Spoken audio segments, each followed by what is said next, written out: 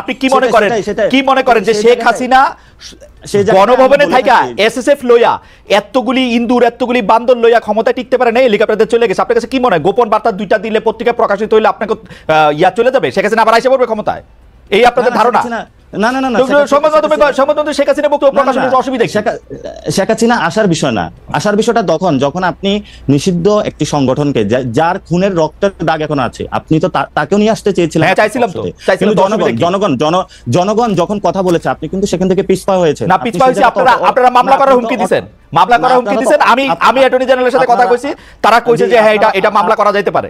হ্যাঁ দিছেন তো। আমি একজনের সাথে কথা কইতেছি, জনাব নাসিরউদ্দিন পাটোয়ারি, আমি একজনের সাথে কথা কইতে চাইছি, আপনারা আমার সাথে কথা না বইলা আপনারা স্ট্যাটাস দিয়ে দিচ্ছেন যে আমি প্রতারণা করছি। আপনি জানেন প্রতারণা শব্দের মানে জানেন?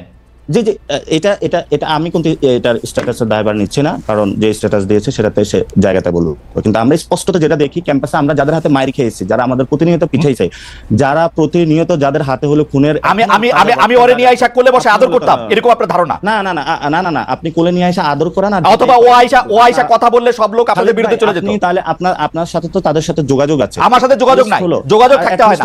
50টা জায়গায় আপনাদের সাথে যোগাযোগ আছে, এবং সেই জায়গাতে বাংলাদেশের ইন্টেলিজেন্সকে একটু হেল্প করবেন কিভাবে তাদেরকে ফিরিয়ে এনে এই শিখছেন, দাবিতে হলো বিচারের এই শিখছেন আপনারা জার্নালিজম, যে আমরা আমাদের সাথে আওয়ামী লীগের লোক যোগাযোগ করলে আমরা ইন্টেলিজেন্সে তাদের নাম্বার দিয়ে দিব। এই হচ্ছে আপনাদের জার্নালিজম সম্পর্কে ধারণা।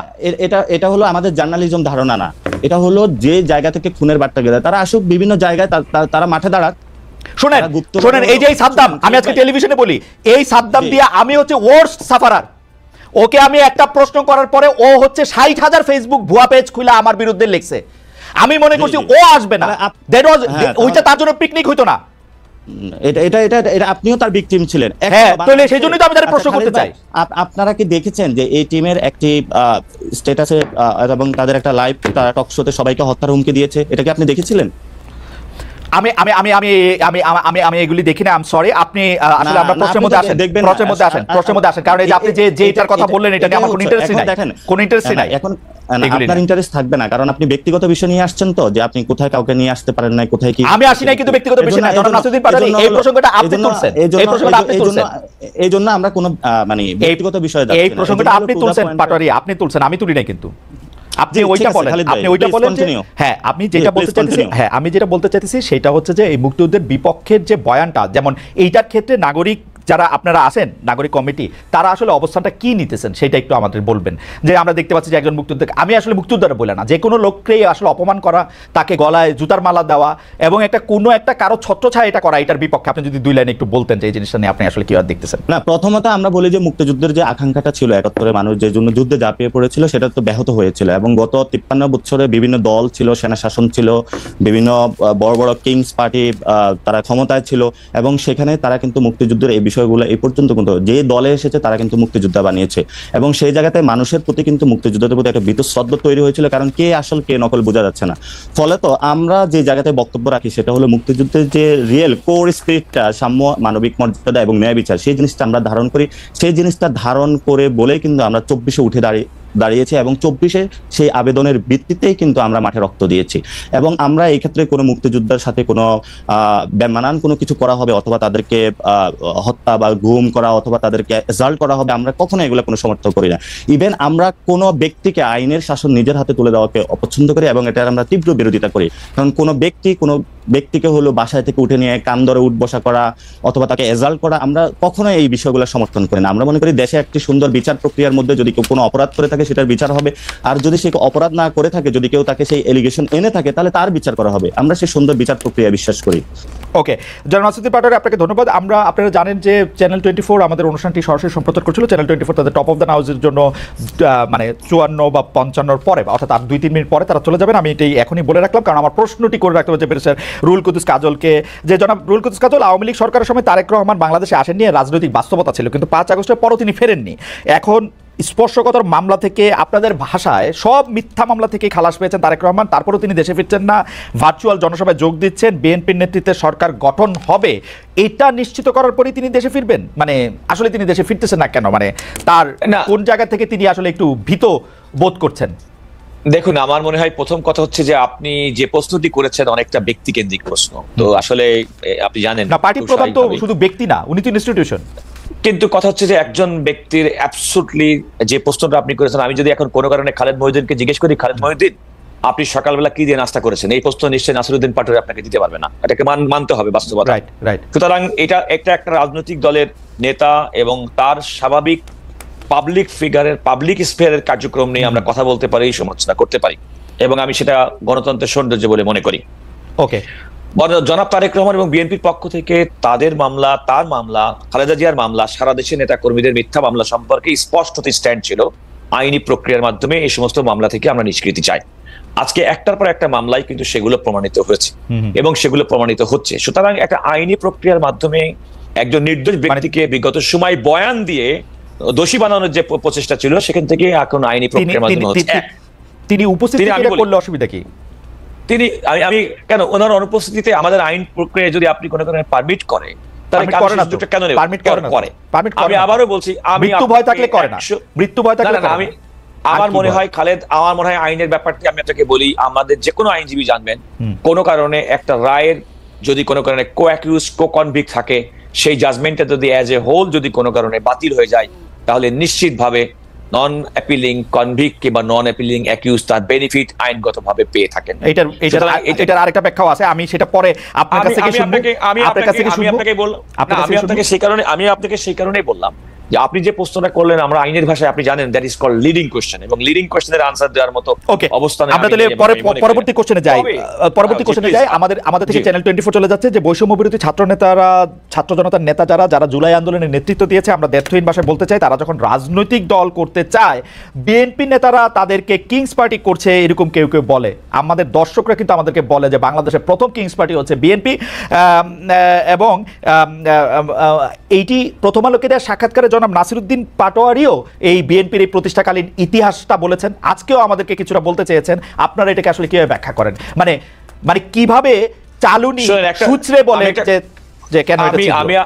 আমি আপনাকে এত কথা বলি যে জন্ম হোক যথাযথ, কর্ম হোক ভালো, এটা তো আপনি মূল জিনিস আসলে খেয়াল করে দেখবেন। এটা কিন্তু প্রথমত নিজে রাখতে হবে।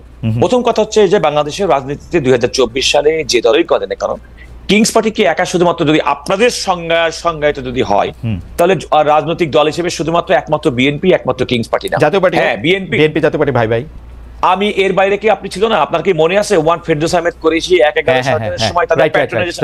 আপনি কেন ভুলে যান খালেদ? না, কারণ দলই নাই আর দলের কথা মনে রাখবো। এক্স্যাক্টলি আজকে বিএনপি আলোচনার মধ্যে আছে, এই কারণে বিএনপি হচ্ছে বাংলাদেশের আগামী দিনের রাষ্ট্র ক্ষমতা প্রত্যাশী প্রধান কন্টেন্ডার। এই কারণে আজকে বিএনপি নিয়ে যে কোনো আলোচনার মধ্যে বিএনপি আসবে। ওদেরকে 40টা বছর সময় তো তুলে দিতে হবে। বিএনপি আজকে রাষ্ট্র ক্ষমতার প্রধান কন্টেন্ডার, সেইটা তো একটা ক্ষমতার মধ্যে দিয়ে গিয়া ওদেরকে দিতে হবে না সেই সময়টা। আপনি আগে না কিং পার্টি আমি বলছি না, আমি যদি নাসিরউদ্দিন পাটোয়ারি তারা যে রাজনৈতিক দল করছে, বিএনপির প্রতিষ্ঠাতা শহীদ প্রেসিডেন্ট জিয়াউর রহমান বাংলাদেশে বহুদলীয় গণতন্ত্রের প্রবর্তন করেছিল, একদলীয় শাসন ব্যবস্থা থেকে করেছিল। সুতরাং বিএনপির নেতাকর্মীরা যত দল, তাদের রাজনৈতিক শক্তি, তাদের রাজনৈতিক ইচ্ছা, রাজনৈতিক কর্মসূচি পালন করবে, এটা তো বিএনপির অখুশি হওয়ার কিছু নেই, বরং বিএনপি খুশি হবে, কারণ তাদের দলের নেতা আমাদের দলের মানে যে নেতা, মূল নেতার। কিন্তু এইটা বলেন তো কাজল ভাই, বিএনপি অকারণে কেন ছাত্র জনতার এই পার্টি মানে এই বৈষম্য বিরোধী ছাত্রদের অকারণে একটু খোঁচাখুচি করতেছে না? কিছু হইলে বলে যে যেমন এক্সট্রিম, আপনি আমাকে বলেন কিছু এক্সট্রিম। আমার মনে হয় যে কোনো একটা বক্তব্যের আইসোলেটেড কোনো পার্ট নিয়ে সেটাকে একটা মিসইন্টারপ্রেট করার সুযোগ থাকে। আমি যে কোনো সময় আপনি যখন খুব একটা যে কোনো একটা পুরো একটা বক্তব্যের মধ্যে, সে ফর এক্সাম্পল খালেদ দেখেন আমরা 3 জন মিলে টক শো করলাম, এর মধ্যে কমপক্ষে 1000টা সেগমেন্ট করা সম্ভব, যেখানে আমাকে এক পক্ষে ইয়েস দিবে আর এক পক্ষ নেগেটিভ দিতে পারে, কারণ এটা সুযোগ আছে। এবং ভার্চুয়াল দুনিয়াতে সমস্ত কথা, বিশেষ করে মিডিয়া, আপনারা যারা কাজ করেন, প্রিন্ট মিডিয়া বলেন, ইলেকট্রনিক মিডিয়া করেন, একজন বক্তা 1 ঘন্টা বক্তব্য দেয়, তার জন্য সীমাবদ্ধ সময় থাকে 1 মিনিট। এবং আপনি মিডিয়া হাউসের অন্যতম উদ্দেশ্য হচ্ছে যে তার ওই বক্তব্যটা, যে বক্তব্যটা পাঠকের কাছে গ্রহণযোগ্য হবে, তার কাজল ভাই আচ্ছা ঠিক আছে, ওই বক্তব্যের কথা বাদ দিই কাজল ভাই, আমি আপনার বক্তব্য শুনতে চাই কাজল ভাই, ওটার কথা বাদ দিই আমি। ঠিক আছে, এটা নিয়ে আমার আলাদা অবস্থান আছে। আমি 30 বছর ধরে সাংবাদিকতা করাই আমি এটা নিয়ে আমার আলাদা বক্তব্য আছে। আমি এই আজকের কথায় ফিরে আসি। আসলে কি ঘটনাটা কি, মানে আপনারা চান যে মানে এই যে যারা এখন ক্ষমতায় আসে, দরকার হলে তাদেরকে আটকানোর জন্য আপনারা আওয়ামী লীগের সাথেও এক ধরনের সন্ধি করে ফেলবেন? আপনারা গোপনে আওয়ামী লীগের সাথেও একটা সম্পর্ক রাখতেছেন? আপনারা আওয়ামী লীগের ফেসিস্টদের বিচারটা আপনারা দাবি করতেছেন না, যেগুলি নাসিরউদ্দিন পাটোয়ারি বলছে, আপনি এগুলি কিন্তু মানে আমি জানি না এরান নাই, আপনি সুন্দর করে বলছেন, আমি বুঝি নাই মনে হয়। আমার কথা খেয়াল করে দেখেন, আপনি বলেন নাসিরউদ্দিন পাটোয়ারি যে সমস্ত কারণে বিএনপির বিরুদ্ধে অভিযোগ করছে তার প্রত্যেকটা বিএনপি ইন অ্যাকশন করেছে। আমি আপনাকে আবারও বলি, ইন অ্যাকশন করেছে। আপনি খেয়াল করে দেখুন যে এই যে বিভিন্ন জায়গায় ফ্যাসিস্ট দোসরদের বিরুদ্ধে যে সমস্ত ফৌজদারি মামলা, দু একটা জায়গায় অভিযোগ থাকতে পারে যে দু একজন নিরপরাধ ব্যক্তি কোনো কারণে অভিযুক্ত হয়ে যেতে পারেন, কিন্তু অধিকাংশ ক্ষেত্রে ভিকটিমের পরিবারের পক্ষ থেকে মামলা দায়ের করা, তাদের বিচারের প্রক্রিয়ার মধ্যে আনা, সেটা কিন্তু বিএনপি রাজনৈতিকভাবে করেছে এবং করছে। বিএনপি কিন্তু বর্তমান অন্তর্বর্তীকালীন সরকারের সময় যখন কথা বলছে, রাষ্ট্র পরিচালনায় এই সরকারকে সহযোগিতার পাশাপাশি জুলাই আগস্ট গণবিপ্লবের যে স্পিরিট, সেই স্পিরিটটা ধারণ রেখে বিগত পতিত ফ্যাসিস্ট সরকারের বিচার প্রক্রিয়া এগিয়ে নিয়ে যাওয়ার জন্য সরকারের কাছে বলছে। কাজল ভাই সত্যি কথা বলেন, আওয়ামী লীগের সাথে কোনো আতাত করতেছে না তো বিএনপি? মানে আমাদের কিন্তু মানে অতীত অভিজ্ঞতা ভালো না আসলে। আমি আপনাকে খালেদ যতটুকু বলি, বিএনপি সম্ভবত বাংলাদেশে এমন কোন দেউলিয়াত্বের শিকার হয়নি যে বিএনপি জনগণের কাছে তার যে কমিটমেন্ট, সেই কমিটমেন্ট এবং জনগণের আস্থার বাইরে গিয়ে আওয়ামী লীগের উপর ভর করতে হবে তার রাষ্ট্র ক্ষমতা আসার জন্য। মানুষ অশুভ সন্ধি তখনই করে যখন কোনো কারণে তার নিজের কোমরের জোর না থাকে। ওকে, আমার মনে হয় যে কাজল ভাই আপনাকে ধন্যবাদ। আমাদের অনুষ্ঠান প্রায় শেষ হয়ে গেল, যে we just want 2 or 3 more minutes because we want to আমরা একটা 2-3 মিনিট একটু চায়া নিলাম। তো জনাব পাটোয়ারি, আমরা একদম শেষ পর্যায়ে, বছরও শেষ হতে যাচ্ছে, আমরা একটা সবচেয়ে মনে হয় যে আমরা 2024 এরকম একটা বছর আমরা একটা দেখলাম। আমরা কাজল ভাইকে 20 সেকেন্ড শুনবো আর আপনাকে শুনবো 2 মিনিট।